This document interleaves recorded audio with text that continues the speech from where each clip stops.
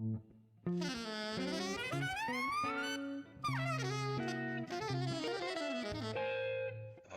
Jazz.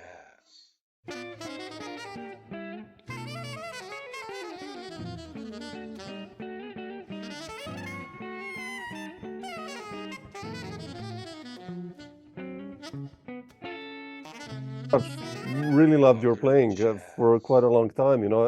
I don't know. You remind me somehow of Grant Green many times when I hear it. I don't know why, but like, it's just Man, what a compliment. Yeah, I know. He's actually a big influence of mine. Yeah, thank you. no. I mean, I mean, you have your own style, but just your sound somehow. Somehow I listen, especially now the Polaris when I listen to it playing Oh man, with the elders. It's like, man, it's like back then. It's so beautiful. elders, yeah. Yeah. Yeah, I guess I was lucky to get them. Yeah, I mean, Especially the second session, let me see, the second session. Okay, so well, yeah, I wanted to ask you about Polaris. I mean, how did you, since we mentioned, like, how did this one happen? First of all, I mean, and second of all, what does it mean? What it meant for you, of course, to play with like some of the greats. Actually, I mean, how was the session also? And it was actually a lot easier than I thought it would be, but because I planned it, I had it planned, mapped out the arrangements because I knew that would be a good move instead of going in and trying to figure out then, both for studio time, and I know that both of them, but in particular the Ron Carter, he wants it to be a short session. But yeah, I'd been playing in his big band for several years. And so that's how I knew it. Well, I knew him briefly before that, but that's how I got to play with him more. And it was just really fantastic just sitting, because in his big band, you sit right next to him on his left. So I could see up close what he's doing. wow. And so it got me to thinking like, man, I want to record with this guy, and I didn't want to wait for it to happen on his end. So I asked him, and then I had a couple drummers in mind, but one night I went to Smoke Jazz Club. And Tootie was playing. I can't remember who he was playing with now, and I didn't know him and Ron's history then, but I was like, oh man, this is the hookup. I said, this would be fantastic, because I could see the way he approached music. He listens and he reacts to it, Tootie, instead of just, Yeah. But so I asked him, and actually that night I asked him, I was standing outside and he came out and he was waiting for a cab, and I said, hey man, I introduced myself and I said, I want to record with you. And he just goes, yeah, I'm tired, man. I gotta get a ride home. I gotta go home. I was like, oh, okay. So that didn't happen. So I thought, I kind of was like, okay, it's not meant to happen. And then I started thinking, and so I called his brother, who was still alive at the time, Jimmy. And I asked him, I thought I would, make a more formal proposal. Yeah. And I didn't know how to get a hold of Tootie. So Jimmy, I asked Jimmy, do you think, I wanted to ask him for his brother's information and would he be interested in recording? And he was like, yeah, call him. And so I called him, and when I put it out there to him, he was just listening. But then when I said that Ron was doing it, that's what lit him up and got him into it. He was, because I think he said several times, man, I really want to play with Ron again. And because I guess about maybe about 64 years or 60 years ago, Wow. like in the early 60s, they played crazy. together with Bobby Timmons with both of their like early on in both of their careers. Yeah. So, and then they played again on there was a project I think in the maybe 80s or 90s called the Riverside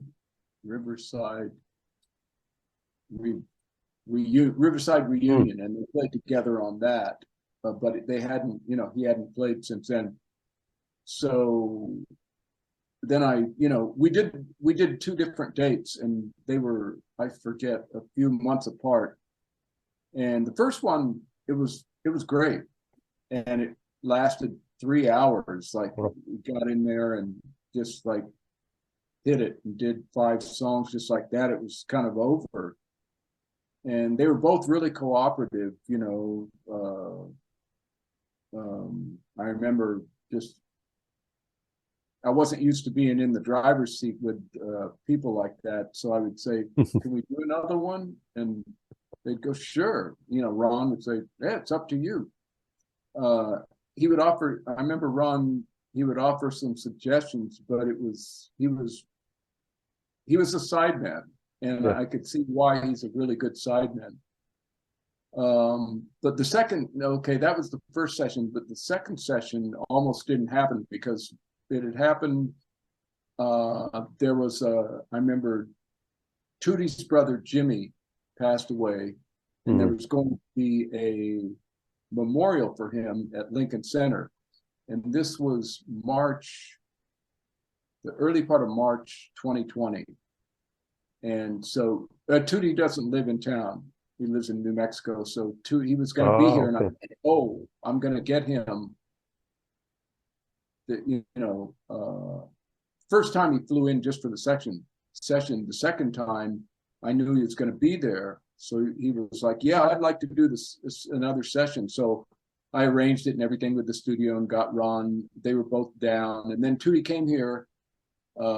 His brother's memorial, I think, was going to be on a Saturday and Sunday. And then I set the session for a Monday, and the memorial didn't happen because of COVID. No large gatherings here in New York. And so, they shut the city down. And so I kind of assumed the Monday session wouldn't happen, but it happened because first of all, I called the studio and they were like, "No, we're open and we're expecting you." And I was like, "Oh, okay." So I called both Tootie and Ron, and Tootie really wanted to do it. He said, "Yeah, I want to do it because otherwise I would have come here for nothing." Do it. And then I called Ron and he was down. He said it was up to me. So, I deferred to them because at that time, everybody was wearing a mask. And and Tootie actually did wear a mask at the second session. But, and that one went smooth too. That was another just 3-hour session. Wow. Beautiful. Yeah. But that's how I got these 2 guys. Yeah, I can just imagine, being in the same room with those, like, just like, okay, what am I doing here? Well, that was what it was like when I first played with Ron. I was like, looking at him like, what am I doing next to Ron Carter? But the more I worked with him, I got, I started seeing him as a person, as a, instead of just like an icon. So yeah, sure, that's different. Yeah. Was Ron someone you listened to when you were younger, like the duo records with Jim Hall and stuff like that? I mean, when you were a teenager? Yeah. Oh yeah, there's a Jim Hall record at I think it was Live at Sweet Basil. Yeah.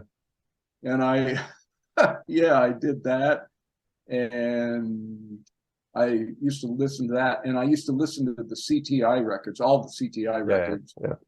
that he was on, and as well as some of the, you know, the Blue Note records that he was on, and also there's a Wes Montgomery record that he's on. I can't remember the name of it. Is it Boss Guitar? I can't remember the name of it. But he's on one of the Wes records. Oh yeah, I used to listen. I was totally familiar with his playing. Yeah, from back then. In fact, yeah, Ron and Jim Hall. That's so beautiful. Yeah, that was a little intimidating to think that I'm playing with him. But the second session, Tootie was about an hour late. Now that I remember it, we only really recorded for a couple hours. But while we were waiting, Ron said, I can record duo. He said, you know, I did it with Jim Hall, and he might have mentioned somebody else. And I was like, so we did actually record one of the songs. Little Waltz, right? Yeah, that's yeah. Yeah, I love and that. That's beautiful. Tootie got there, so I said, oh, let's do it again. But yeah, it's funny to hear that. Yeah, I did this with Jim Hall, and then you're about to press record. It's like, okay, let's play then. Yeah. Very cool. How did you write the music for this session? I mean, I always been a fan of your writing. You know, it's. Well, how did you prepare for this one? I mean, well, I didn't want to do many originals. Yeah, because, but still, like there is some. Yeah, there's a couple. Because I knew we weren't going to rehearse. So, yeah, there was no rehearsal, so I didn't want to pile on the originals. And I had some other songs I really wanted to record, like Paris Eyes and Old Devil Moon. Yeah. And I wanted to do the tunes of Ron's because I forget, there's a song called Commandando on there. And he has a quartet that plays that with Jimmy Green and Renee Rosnes and Peyton Crossley. And I would go hear them and I'd go, what is this tune? It's like, it's kind of simple, but it's a vibe. And I loved it. And he'd never announced what it was. But I asked his bass tech the name of it, and he told me. So I asked Ron if we could do that, and he was like, sure. So I only did two originals, and the originals, Polaris and Mr. RC. I just made them, I mapped them out really, I made them really clear. Yeah. And I don't usually do that with charts, make a roadmap, but I did it so it would be like an arrangement. I almost don't like doing that, because then you wind up, especially if you haven't rehearsed, then you might wind up, I mean, it's good if you haven't rehearsed, but it kind of predestined where you're going to go and what's going to happen in a way. Yeah. But it worked to my advantage, especially because there's this line in, I think it's Mr. RC that we play in unison. And I was kind of surprised we just played it after not just seeing, because it's a line I had to practice, but he practiced, he did it, and I know he liked the tune because he said, these are nice changes. And I remember saying, I wouldn't name a tune after you if it didn't have nice changes. So that's a cool one. I like that. Yeah. But yeah, he was kind of on it. He played we only did a couple takes of each song. I mean, both for time and also because I didn't want to push people, I don't like to record that way myself. And I know how Ron is about, he doesn't want to do a lot of takes of a song. There's you probably know this, when you record, it's almost like there's this law of diminishing returns kicks in. Like the more takes of a song you do, at least right in a row. It's You start thinking and overthinking, and it gets worse and worse. That's my usual experience. yeah. It's just like the first one, even if it has a small screw up in a head or whatever, the energy is like really cool. But then you start playing it safer and safer, and it's like Yeah, exactly. Yeah, that's what it is. You start playing it safer and safer. And it sounds sterile in the end. It sounds good. I mean, it's like perfect in a sense, like you have a perfect head, perfect whatever, it's perfect solo, but like this. But it's like too exact in a sense. I don't know if that's the right word, but no, that's exactly what it is. Yeah. But man, those second takes and that you didn't put in the album must be killing as well. That saved them. Yeah, I was there was a couple of them that a couple of the songs I had a hard time deciding which one to use. Yeah. I mean, both for my own solo and for, that was another thing. I didn't do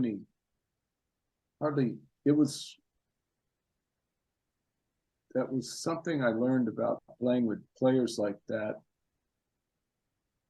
It seems like they make you play your best. I've noticed this about certain people, certain sidemen or not just sidemen, but certain players, they make you play really better than you do usually. And I remember thinking that because I didn't have to do hardly any fixes anywhere. Yeah. Yeah, that's beautiful. I mean, I remember I played a lot with Tom Rainey and Mark Elias and some of the New York guys who recorded a lot. And no kidding. Yeah, it's like, sorry? When did you do that? Oh, I did like a couple of albums with Tom and Mark Elias way back, like and Drew Grass into. I'll send you this one. We did a beautiful tour with Drew on bass and Tom on drums, and like in 2006 already. And it was just like you said, those guys. It's just like they push you to the limit, even though it was hard music. I listened to the recordings and man, how did I play that stuff? Yeah. Do you know the trio Tom has with Ingrid and Mary Halverson? Mary, sure. Yeah. The Pool School and that stuff. Yeah, it's beautiful. Yeah, I really like that. I go hear them and I always want to ask her. I mean, Tom, I know he's done a few of my gigs, but I wanted to meet her and say, how much of these songs is written out? Because it's all improvised. Huh? It's all improvised. More or less. That's crazy. I asked, I mean, I know all of those guys, and I asked Tom, I was like, so, how did you write the music? He's like, no, it's all improvised. Like, what? It's like history. When he's the leader, it's improvised, which is crazy. I had kind of a feeling of that, but I started to doubt it because she comes up with Mary, or all of them, but Mary in particular, I find really interesting because she comes up with ideas off the cuff that are really interesting and really, you could make songs out of them. Yeah. It's just right off the cuff. Which, I mean, for a whole set, just to do that, with no throwaways, it was really interesting to me hearing that group. Yeah. I mean, they've played together for quite some time, so I think the chemistry is really there, and it's like the improv is almost like composed. I know what you mean. Like some parts are really like okay. Yeah, I heard Tom with Nels Klein a few years back too. Yeah. Oh, he's also one of those guys. Yeah, who's just like, man, what? I thought I did this interview with Nels like a while ago, like a month ago, and I asked him about some stuff about improvising, and even with Wilco, like I was like, you know, how did you prepare some of that stuff? Because some of the solos sound almost composed, and he's like, no, I just played it. I was like, what, man? You know, it sounds perfect. You know, it's so all of those guys are just, yeah. That's pretty interesting. Yeah. That's what it was like when I heard him. I heard him at Bar Lunatico in Brooklyn. Are you in New York? No, I'm in Slovenia now, but I mean, I've played there and I've been there so many times. So, but I know the places and the players and. Yeah, it was Tom Rainey, Nels, and oh, Tim Burns. Oh, Chris Lightcap. Really? Oh, wow. Oh, man. Yeah. Oof. Yeah, and they were doing a tribute to Gabor Szabo. Whoa. Oh, yeah. That would have been cool to hear. Yeah, it was. Wow. Yeah, and then Nels is an amazing guy. Yeah, such a player. Yeah, I remember. I remember the first time I heard him. I was standing on the steps of the Village Vanguard, and I was just walking by there with a friend, and somebody, I can't think of who was playing, but I didn't know any of the players. This was like years ago, and I was listening just for a minute because we were walking by and we weren't going to go in, and the guitar started playing, and my friend said, "Come on." I went, "Hey, hold on, this is something going on here." And I still remember that. Wow. I didn't, and later I heard that was Nels Klein. Yeah. Yeah. Yeah. All these guys you mentioned now, you know, it's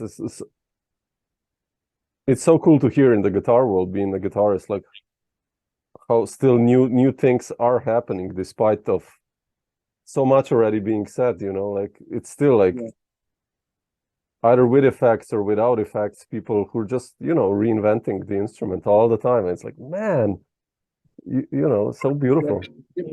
Sorry about that. Oh, no. If you want to pick it up, Greg, you can do that. So no. I'll cut it out. Yeah.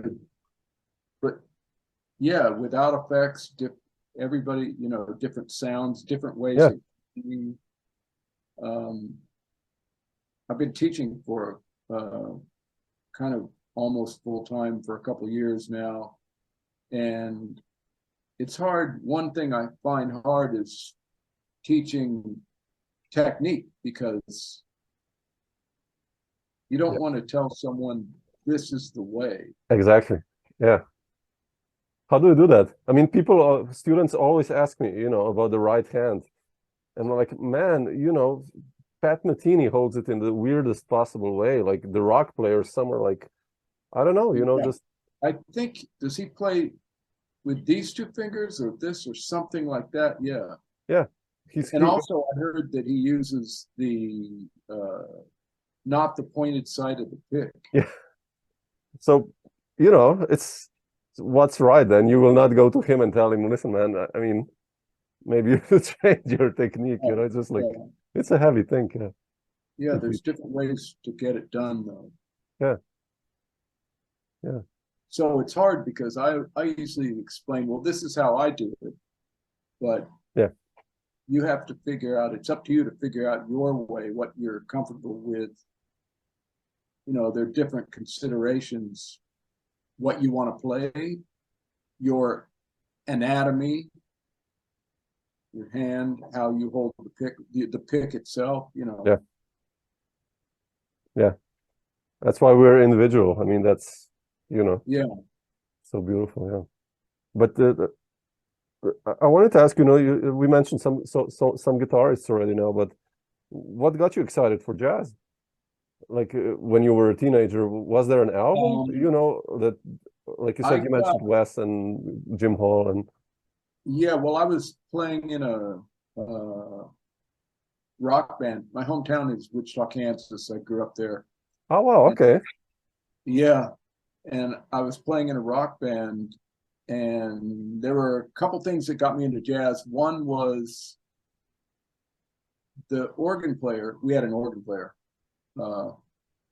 His father had a jazz collection, and we'd hang out in his house, and sometimes he would go get these records of his dad's, and we were into listening to, you know, the Who and sure. All these Chicago blues artists, Magic Sam, and any blues artists we were into. We'd be listening to Howlin' Wolf and Muddy Waters, and then we'd always listen to Miles, because Miles, you know, sure. He was, you know, into his rock phase then, so that was good for us. But then he would go get some of his father's records, and I remember his father had records like, there was an Elvin Jones record called New Agenda, and there was a Sam Rivers record called I can't remember the name of the Sam Rivers record, but, and then he had these Bird records, these Charlie Parker records, and I remember hearing them and thinking, what's going on? What are they doing? And I remember the keyboard player, he was more, his ears were a little more opened up than mine, you know, because I was into, you know, our band, we were playing covers of all the English groups like Led Zeppelin, and then we would do like we'd do a lot of James Brown covers and Booker T and the MGs, because we had an organ. But and he wanted, the organ player, he wanted to do this song on the Elvin Jones record. I can't remember the name of the song. I think it might have been Simone, the Frank Foster song. Yeah. I remember listening to it, because usually we would, you know, just learn the song from a record. I didn't read music at that point. And I remember telling him, hey, I don't know what they're even doing. I had no idea what they're doing. So at least that opened my ears. But then there was also a keyboard player that was an organist, an older guy named Mike Finnegan. And Mike, actually, he had a band in my hometown, but his band had come to New York and recorded it. And while we were in New York, Mike had played on the Jimi Hendrix record, Electric Ladyland. Wow, okay. So Mike, I remember he kind of coached our band in a way. He was an older, he kind of knew music more than we did, and he would come to my mom, our house, and come down in the basement and he actually taught me how to tune my guitar with harmonics. But Mike had this record. There were two records Mike turned me on to: George Benson, Uptown. Oh yeah, okay, wow. And then the Jimi Hendrix Electric Ladyland, because he had recorded on that record. And I'd heard, we had tried to play some of the Hendrix stuff, but we couldn't. I just didn't understand. At that time, those sounds, I think my first reaction hearing Hendrix was like, that's a guitar.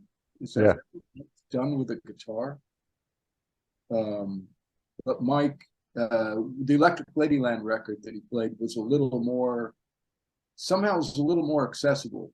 It wasn't so weird, far out. I could hear the blues influence. Yep. Yeah.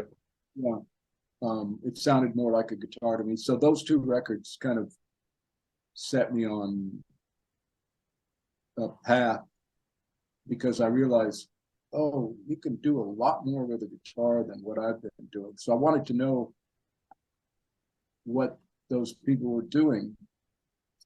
So I would any kind of information or people that came through town. I remember Jack McDuff would come through town, and he always had a really good guitarist with him. Oh, sure, yeah. There was a joint that would have the organ groups came through town. Oh, wow, okay. Yeah, that's how I met Lonnie Smith. He was coming through with Luke Donaldson, and they always had a good guitarist. Yeah. So I, just go there night after night and watch what they were doing. And then there was I had a teacher for a little while named Jerry Hahn. Jerry had some experience playing with Gary Burton. He played in Gary Burton's group for a little bit. So, I gradually just started filling pieces together. And I wanted to go to Berkeley, but we didn't really, my family, Berkeley was very expensive. Yeah, sure. Yeah. I didn't wind up going to Berkeley. So I just kind of pieced together things and listening to records, a lot of records. That's the best, yeah. Yeah, I remember that Jim Hall record with Ron, things like that. Barney Kessel, I remember there was a Barney Kessel record he had done with some vocalist. And I remember it was really good, and there was a Joe Pass record with Ella Fitzgerald. And I would gravitate to those records because I could hear their chords. I could, since there was not a full group, I could hear more what the guitar was doing. And then, I'd buy those books, and I was gradually learning to read. I didn't really learn to read well until maybe about 20 years ago. I started taking guitar lessons I started taking classical guitar lessons from Michael Lormer, who was a student of Segovia's. Wow. So, and I did that for about 7 years, and that was a really eye-opening experience, just getting inside classical guitar, the Villalobos, the Bach. Yeah, that's crazy stuff, yeah. Yeah, the Spanish composers. Yeah, I still look at those things. Yeah, it's completely different than, what we play, basically. So it's like... And actually, it's interesting because people would say, has it made your playing better, meaning my jazz playing? And I'd say,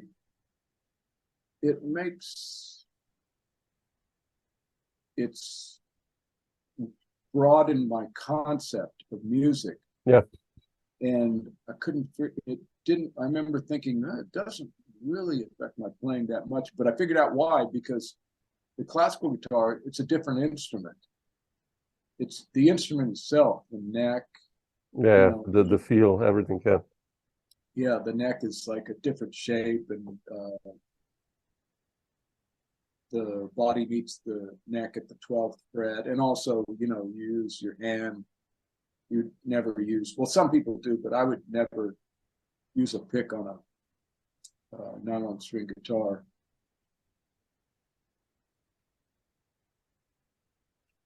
Yeah. But last year I took several lessons from, are you familiar with Jorge Caballero? No.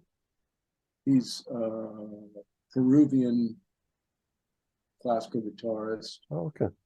And so I took several lessons from him via Zoom, because Jorge lives in Toronto. He teaches at the school there and somewhere else. But he's a concert guitarist, and if you ever want to hear some mind-blowing classical guitar, I'll check him out, definitely. Yeah. Yeah, it's I sometimes just read, take some classical guitar charts just to practice the reading. Oh yeah.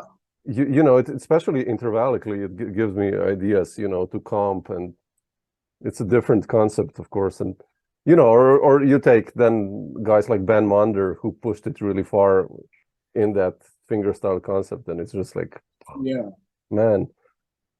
That's beautiful, you know, for the right hand, especially for even for the left, you know, just like I said. Ben does with the left hand. Oh man, some of that might not be good for my hand. no, it's not. Ben somehow pulls it off. Yeah, it's some crazy stuff.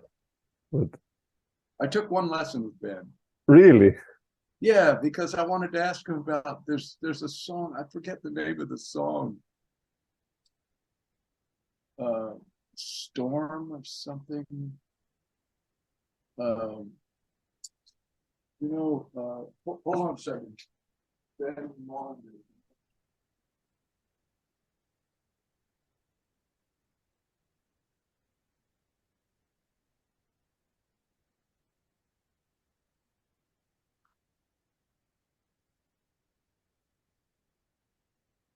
Oh wow, Yeah.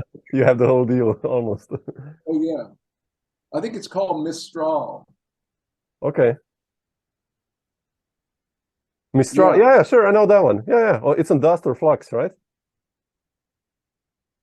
Or no, was Excavation. Excavation. Shit, yeah, okay, yeah, with Cooley and those guys, yeah.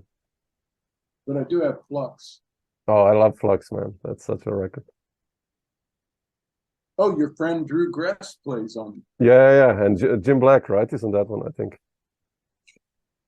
Yes. Yeah, that's a nice record. Yeah. Yeah. But yeah, I just wanted to know how he did some things on the record.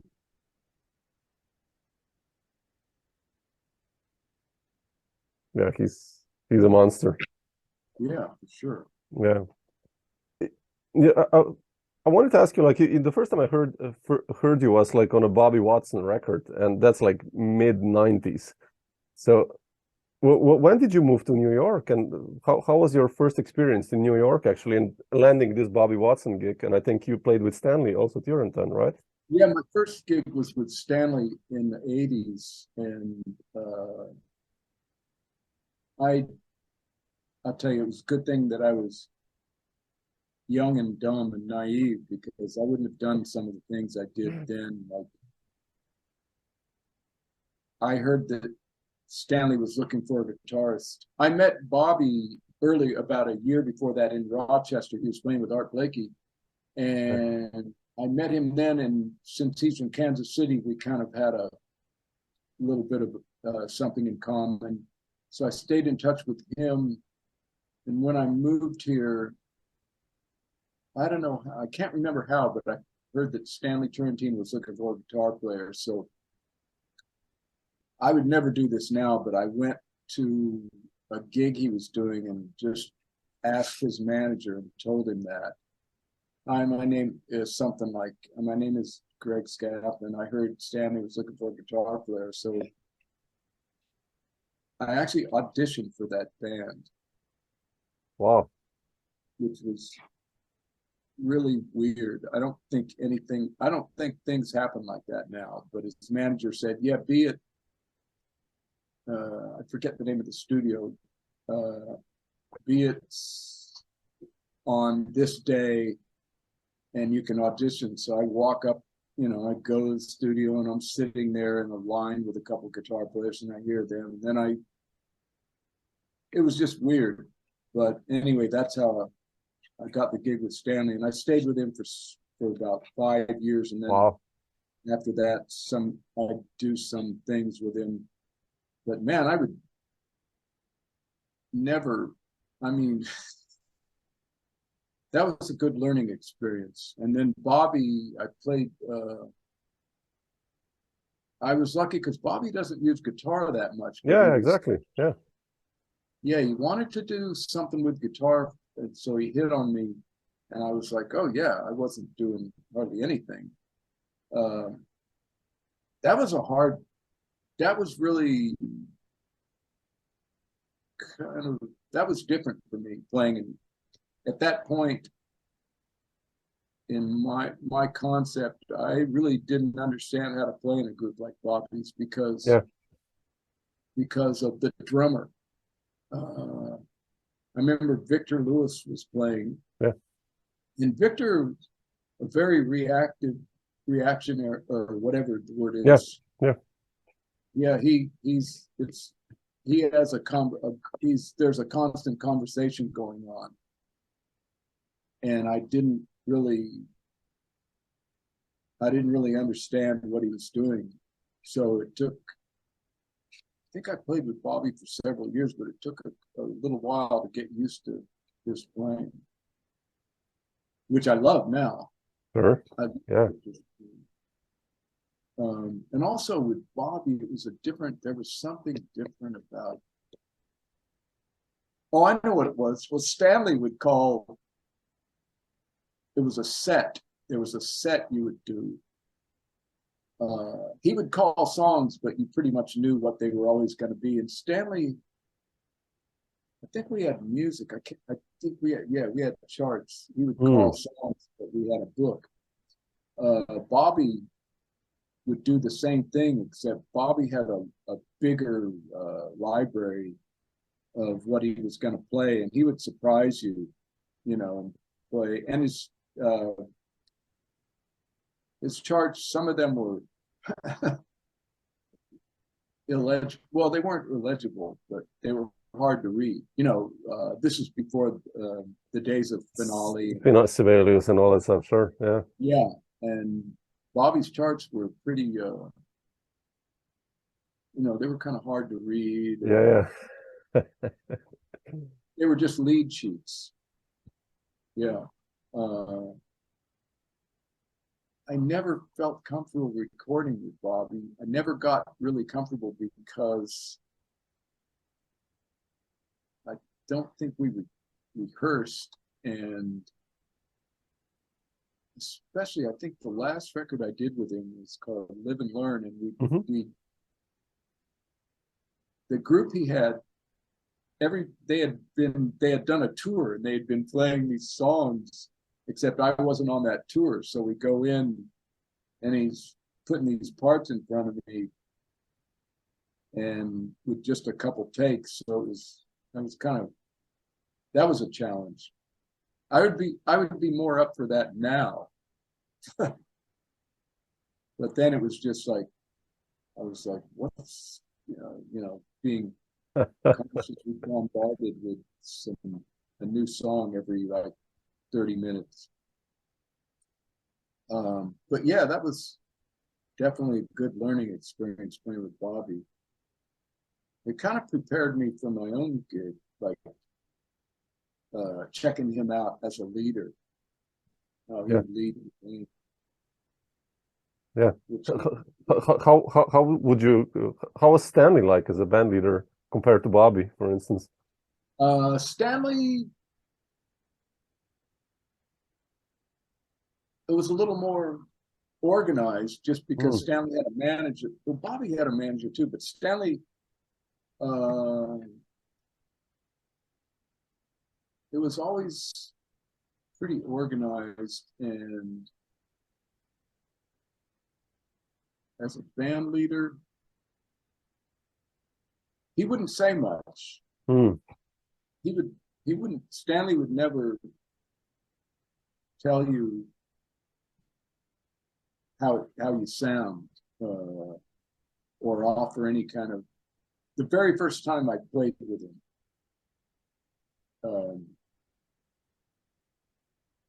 he said, "Hey, I like your sound," but that was it. He never said anything else about, I like this or like that.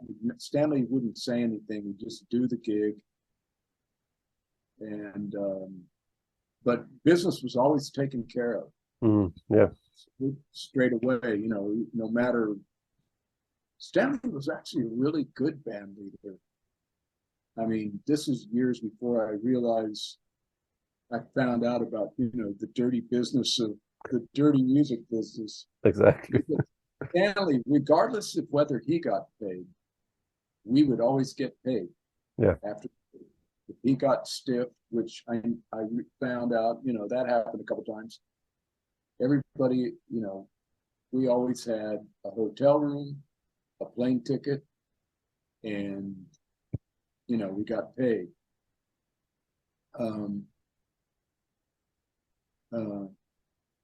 and he could be a lot of fun too, Stanley on the road.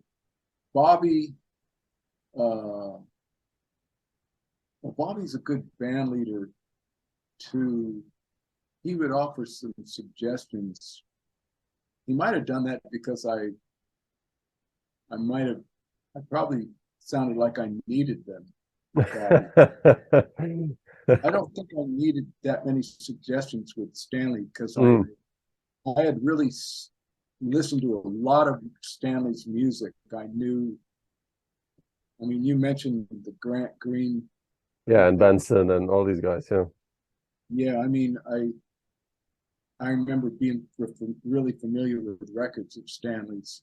Sugar record, yeah, the more recent ones, and his the Up at Minton's with Grant Green. Yeah, that's good. Yeah, so I kind of knew what to do, and I knew my function with Stanley.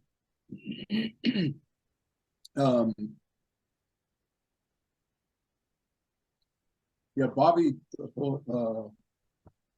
was a good, it's funny, they're all, now that I realize the challenges of being a leader, because I've been leading my own gigs, yeah, which I always wanted to do that, but I see it's not easy.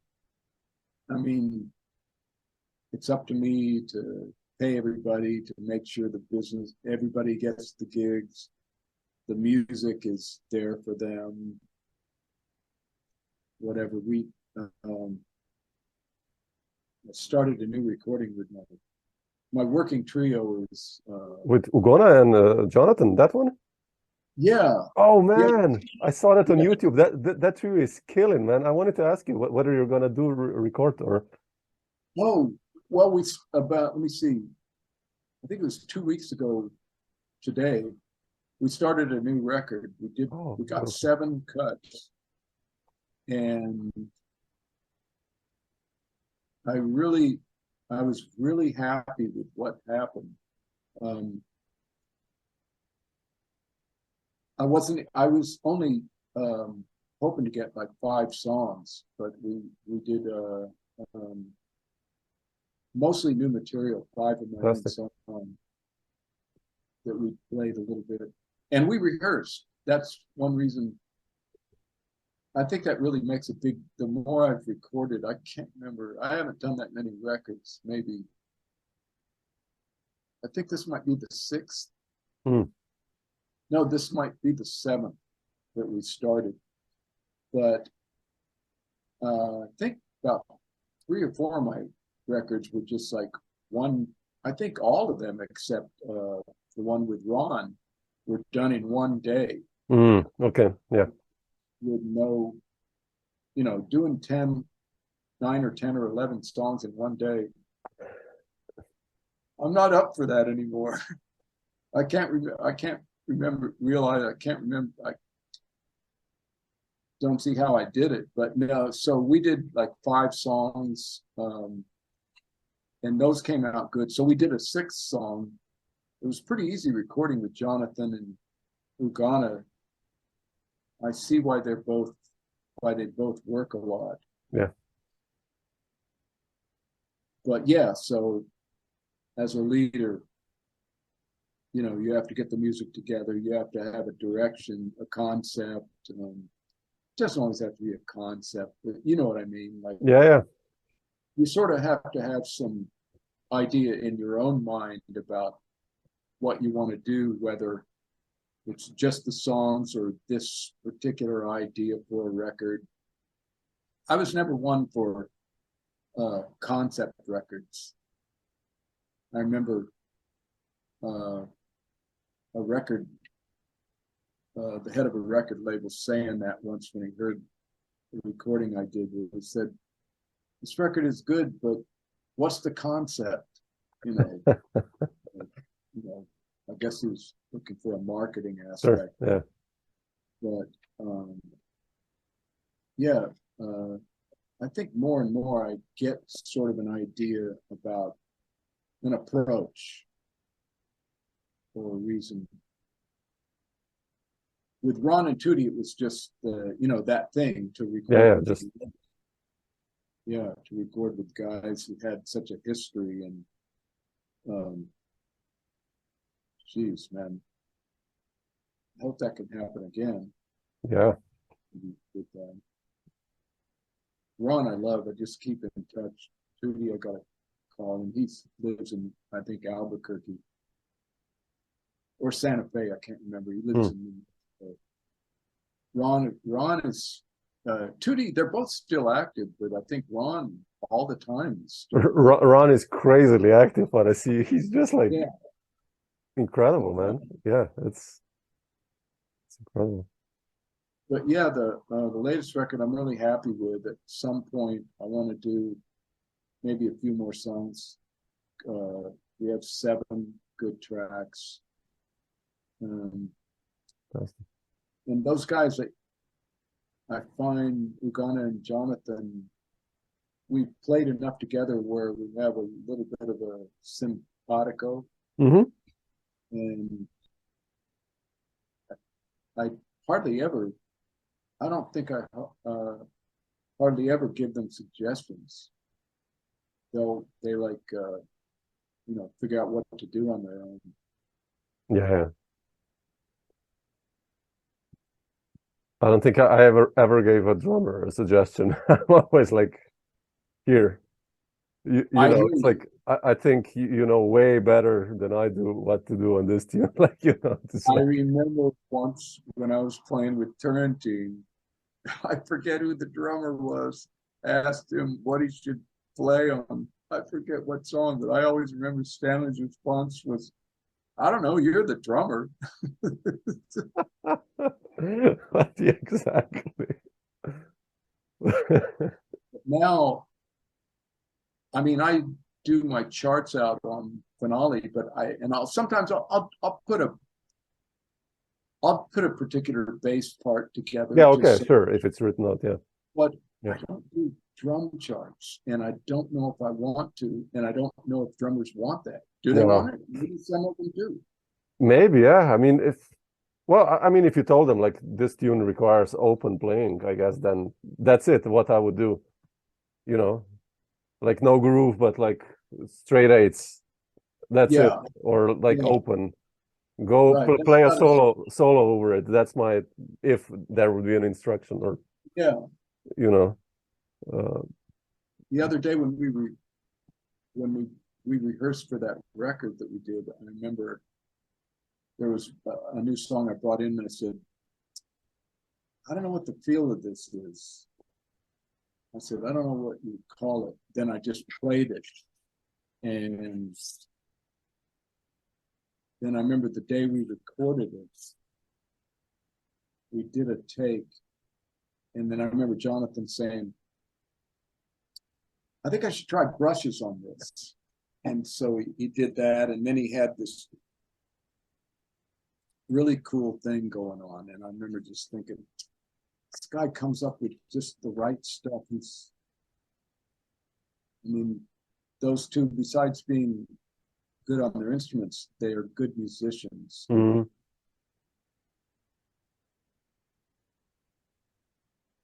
Yeah. Especially drummers must be so creative, because, you know, if you're a bass player in a way, you still get the harmony. You kind of know what to play in a sense, or like, you know, a horn player will play the line. Well, a drummer, he gets a lead sheet. It's like, okay, now make music. You know, it's like do your basically compose, you know, instantly, and that's quite heavy. I mean, it's. I know. I have so much respect for those guys. You know, it's really like. And I don't know whether they prefer it that way or not. I don't know. I would say they do. I mean, like, yeah, hard to say. I guess it depends on the music, probably also, you know. I remember the session I did with Ron and Tootie. There's on Ron's song, on his tune Caminando. Mm-hmm. Tootie had never played it, and it's kind of a, I don't know if it's a straight eight thing. It's kind of a straight feel. It's sort of a blues, but a little bit different form. And but the feel is straight. But Tootie came up with this thing. I've never heard a drummer play it. It's not real unusual, but it came up with something. It's kind of interesting. I can't remember what it is now. But I really listen. Cool. Yeah, I remember thinking, wow, that's really cool.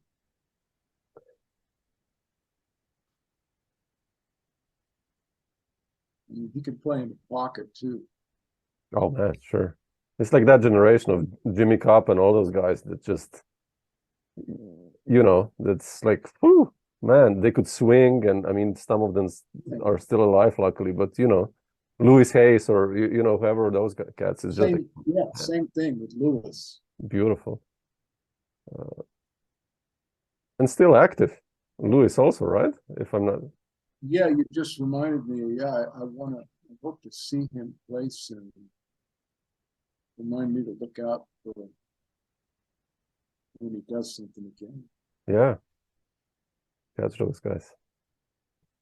Well, they're here still. That's important. Yeah. The first gig in New York was with Louis played drums on the first gig I did. Really? Yeah, I had somehow met the person who I rented a room in an apartment of a saxophone player, and he knew Gerald Hayes, Louis's brother. And so Gerald wound up hiring me for a gig. And when I got there, his brother Louis was playing drums, and I was just like, wow. Can't remember who else was in the group. Oh, beautiful.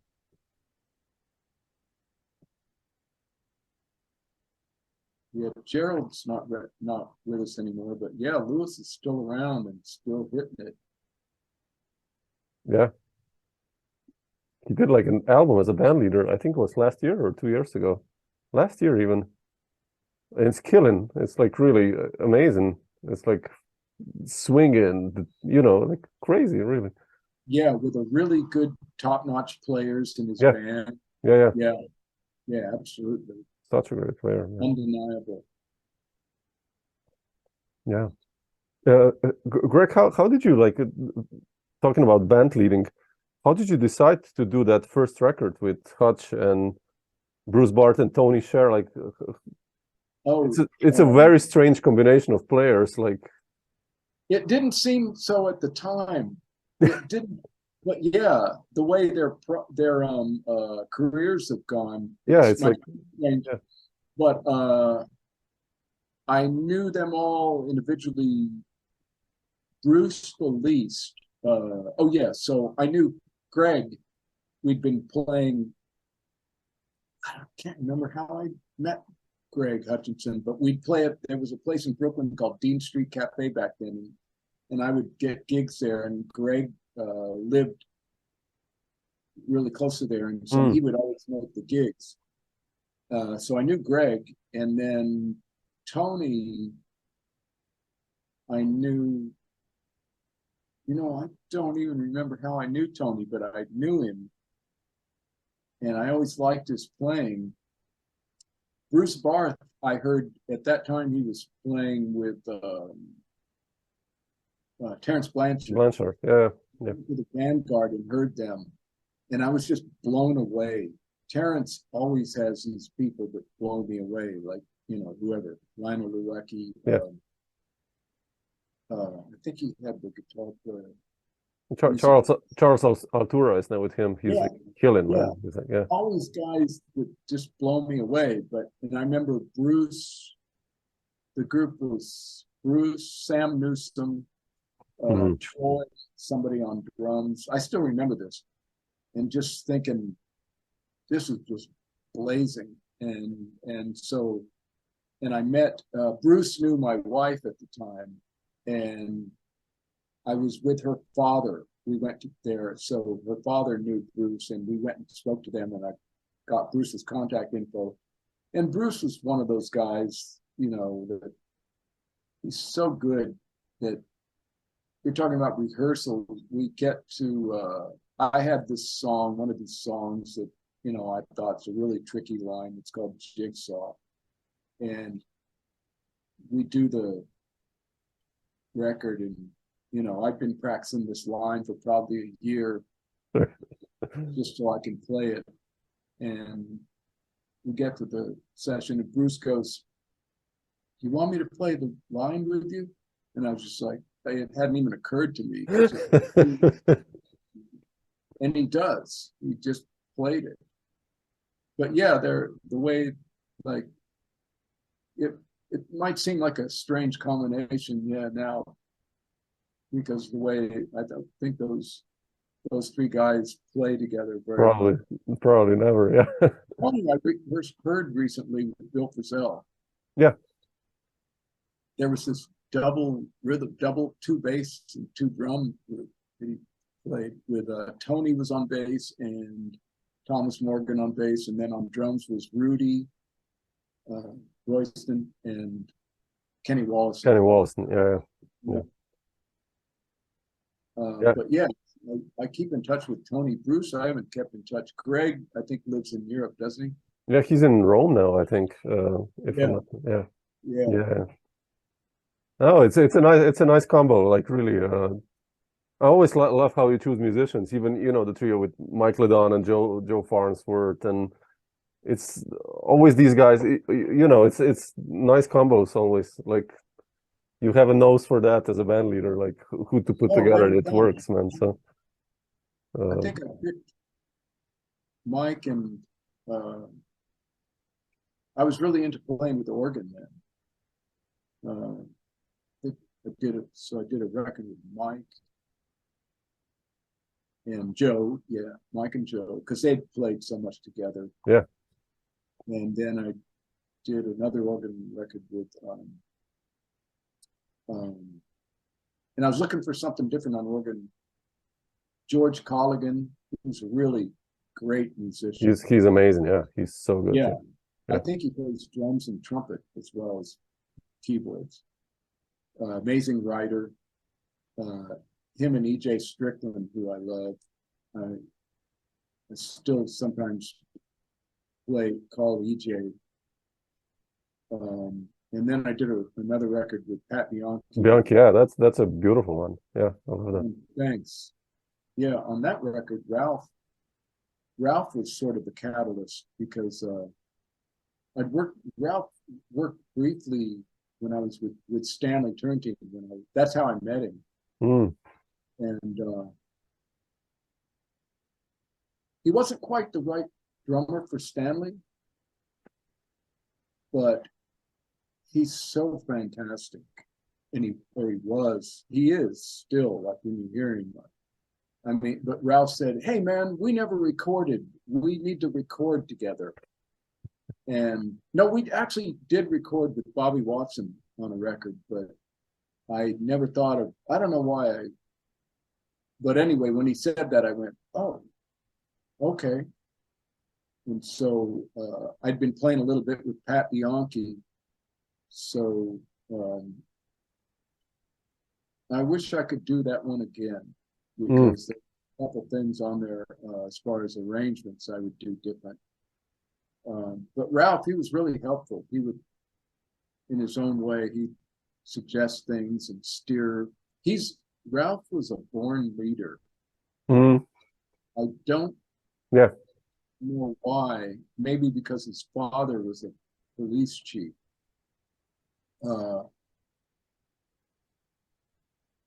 First time I met Ralph, I met his father too, because his father brought him to the gig that we were playing at the Blue Note with Stanley Turrentine. But so I met his father. But Ralph was a born leader.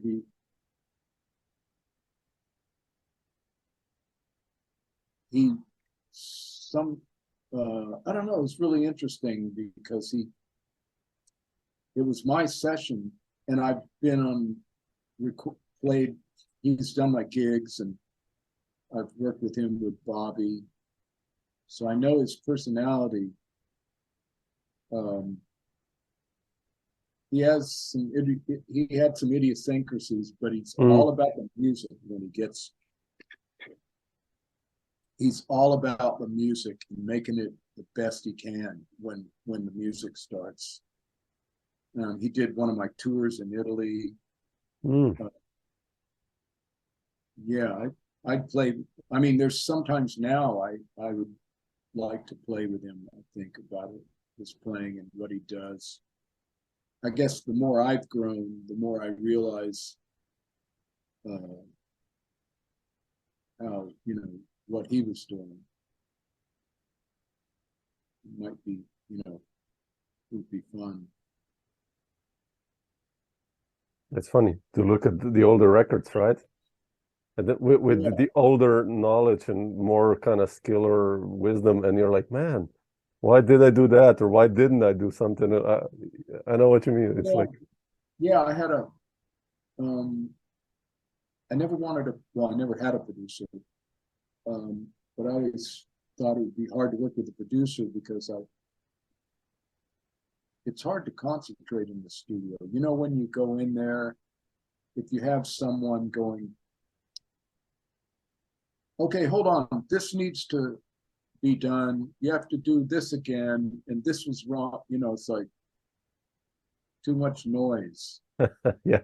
But there are some times when I could have used a producer. I could have used a producer actually on the record with Ron and Tootie because I've always thought, well, okay, here's a confession. We did two takes of Little Waltz, Ron's two Little Waltz. The first with the duo with Ron, with me and Ron, and the second one when Tootie came to the studio. So that's a trio. And so the first one we did, and the second one when Tootie came in, I wish I would have done it at a quicker tempo, a different tempo, because I have this idea in my head about that song. This tempo. It's kind of I guess it's a ballad. Yeah. But I have this idea, and I know Tootie would have killed it because I hear it like 2, 3, do do. Yeah. I think Bobby Timmons, I don't know if those two guys played on the Bobby Timmons record. Bobby Timmons does it sort of with that sort of lilt. Check it out. Yeah. And so I kind of wish that's one thing I could have used producers for. But I always like being able to. There's definitely good things about using a producer, but I always like being able to choose the musicians. Yeah. And the music. Yeah. Because you want to choose people that you're excited to play with and you feel comfortable with, and you want to choose the music the same way. Yeah. And I know that might not always happen. No, but those records are the best if you can do that, I mean, you have some of those records where a producer hooked up a musician together with Jack DeJohnette and Dave Holland. Yeah. It's like, it's okay, but you see that the band leader is really like 60 levels below, and those two guys are just like, like, I mean, it sounds good because of them, but it's just like, you see a producer and the company's behind her. Yeah. And, it's like, okay. Yeah. Maybe next time don't do that or something. I don't know. But and also, it's nice to record with people that you have a little playing history with. Yeah, also, yeah, sure. Even though I hadn't played with Tootie before that record, I played with Ron several times for several years in his big band. Yeah, that makes it easier, definitely. Yeah. Yeah. Definitely. But that being said, I wouldn't mind recording with Jack Dishon and Dave Potter. Oh man, me neither. It's just, that's like the dream, right? I would be so. I think I would bring charts like 6 bars of a hat and just play open, just like. I know. They would eat me on a form, or Yeah. Like the Abercrombie trio with Gateway. Man, that's like perfect. Interesting that you bring that record up. Yeah, I really like that. You mean with Jan Hammer? No, like the Gateway trio, Dave Holland and Jack DeJohnette. Oh, They did like 4 records. You have to check it out if you haven't. They play like Homecoming, like yeah. and just like Abercrombie nails it. What? Hold a second. This is going to be. I got to find this book, this Abercrombie book. Oh, shit, yeah.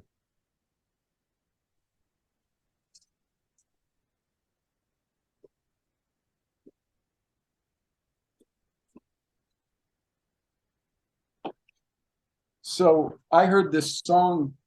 There's this book of his songs. Oh man, when was that? When did this come out? Oh shit, I need that. Whoa, I'm such a fan of Abercrombie. 2013. Wow, really? Already? Oh shit, I need to get that. I'll write it down. It's called Timeless, the music of John Abercrombie. Wow. Okay. Cool. So I heard this song, somebody posted on, I'm going to get around to my point. Somebody posted on YouTube, I think it was Steve Cardenas, posted this live version of this John Abercrombie group playing this song called Foolish Door. I think it's really Foolish Dog, but in here it says Foolish Door. But and I heard this song on YouTube and I was like, I couldn't, Richie Byrack is playing and I just couldn't. Usually I can hear what's going on. I can hear the harmony. I can, with this song, I couldn't tell anything. So I don't usually look for sheet music online. I usually just learn something. Yeah, that's the best thing. But I couldn't, I was really curious about this song. And so I somehow found out, oh, there's a book, Timeless, the music of John Abercrombie. So I got it and I looked at the song in there. It's really interesting. What's the song you mentioned? Oh, Homecoming, but I think that's a Dave Holland tune anyway. Okay. But I think it's on a Gateway record trio from late 70s. I think they play it also on Dave Holland's Conference of the Birds, with Anthony Braxton and Sam Rivers. And you know what? That was another record that my friend had when we were teenagers. Okay. That's a killing one, man. And I was like, it just sounded, I didn't have any idea what was going on in that record. Yeah. You reminded me, maybe I should check that out. Homecoming? Yeah, Homecoming. It's the name of a tune. We play it sometimes. And it's so cool. But it's really tricky. It's like, odd meter-ish kind of, and it's harmony on the head, but for the blow, and it's just open. And when I listen to Holland and Abercrombie play that, it's just like they're making up harmony all the time, even though it's free. It's just like, man, you guys are crazy. What record is that? Wait a second. That's one of John's records. Yeah. It's let me see. It's such a killing record, really. Yeah, it's called Homecoming. Yeah. The name of the record. The record, yeah. And it's John's record. It's Gateway Trio, basically John's record. It's from 1959. It's a ECM one. You mean 6/9? Not 1995. Oh, That's- 95.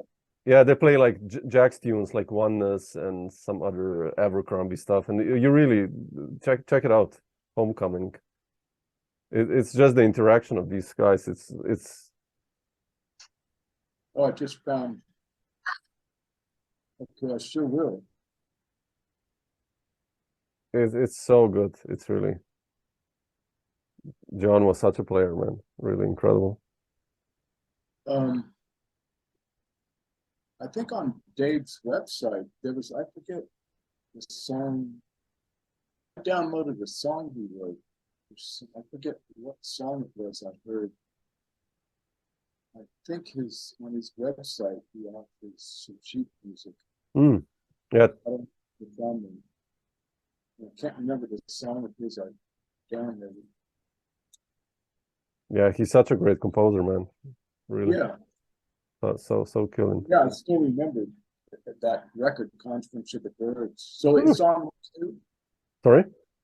You said it's on there on Conference Yeah. Check it out. It's so cool. Just the melody, like it's quite nice to play on guitar. It's quite tricky, like because it's triads and you have to like really fast connect it, and it's quite.